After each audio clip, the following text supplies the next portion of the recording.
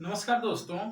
आज हम बात करने वाले हैं कि इतिहास को कैसे समझें या इतिहास को हम कैसे पढ़ें कि चीजें हमें बेहतर तरीके से याद हो सकें और हम बेहतर तरीके से उन चीजों को समझ सकें। तो दोस्तों, इसमें सबसे पहले जो भूमिका होती है वह है क्रम का।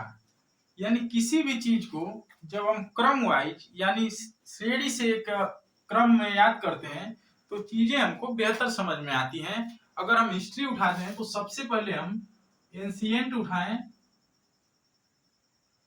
फिर उसके बाद मिडाइवल उठाएं और उसके बाद फिर मॉडर्न। अगर इस तरह से हम चीजों को याद करते हैं क्रम वाइज तो यह दिमाग में हमारे बेहतर बैठती हैं और बहुत ही अच्छे तरीके से हमें ये चीजें याद हो जाती हैं। और दूसरी चीज जो है कि इसको अगर हम विजुअलाइजेशन, जो हमारा दिमाग होता है वो विजुअल चीजों को ज्यादा समझता है।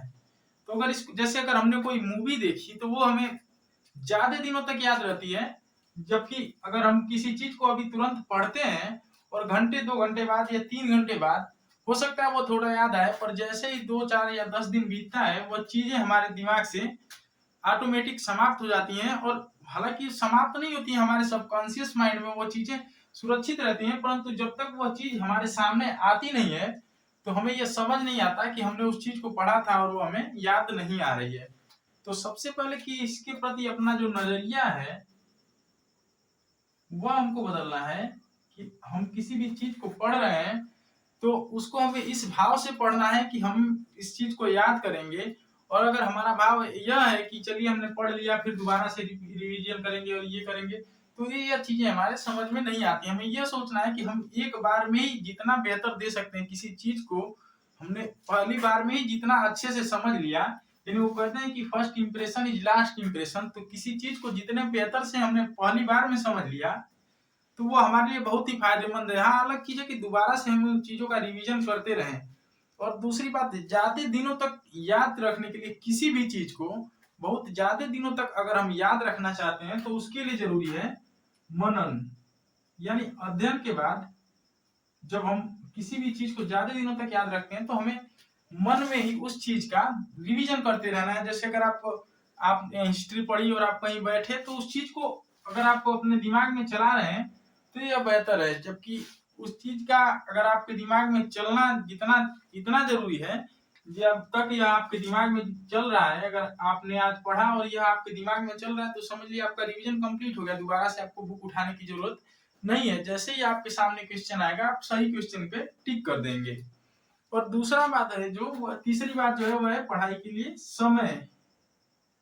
और ये पढ़ाई का समय है यह लगभग 40 से 50 मिनट, यानी 40 से 50 मिनट का जो ये टाइम होता है, इस समय में चीजों को जो हमारा दिमाग है वो बेहतर तरीके से समझ पाता है।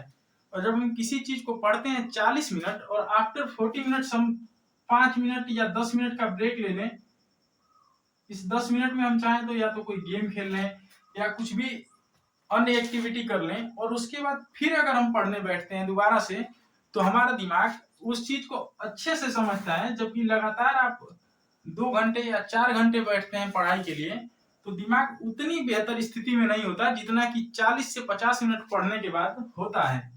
तो अगर आप किसी भी चीज को पढ़ रहे हैं तो उसे मैक्सिमम 40 to 50 मिनट पढ़ें।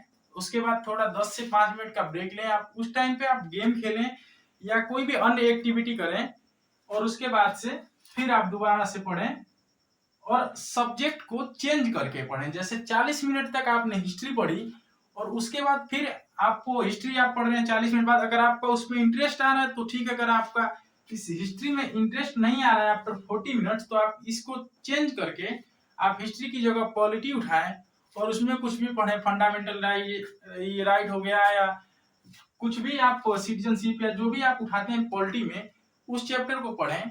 और उसके बाद फिर आप इस हिस्ट्री को उस दिन के लिए ड्रॉप कर दें या 2 घंटे के बाद या 4 घंटे के बाद फिर उठाएं या उस दिन के लिए ड्रॉप करके नेक्स्ट डे ही उठाएं। यानी जब आपका एक सब्जेक्ट से मन भर जा रहा है तो आप उस सब्जेक्ट को छोड़कर दूसरे सब्जेक्ट पर आए। और जो चौथी और सबसे इंपॉर्टेंट बात है वह है भाषा।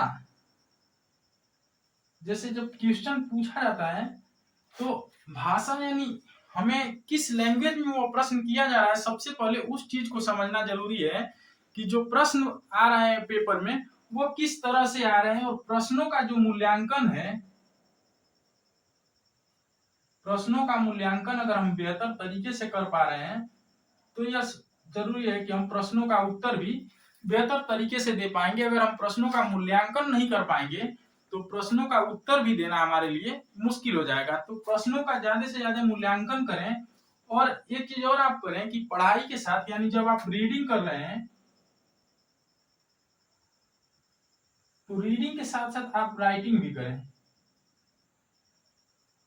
यानी जिस चीज को आप पढ़ रहे हैं, आपने 40 से 50 मिनट जिस भी चीज को पढ़ा है, आफ्टर 20 मिनट्स या 30 मिनट उस चीज को आप खुद याद करके और लिखने की कोशिश करें।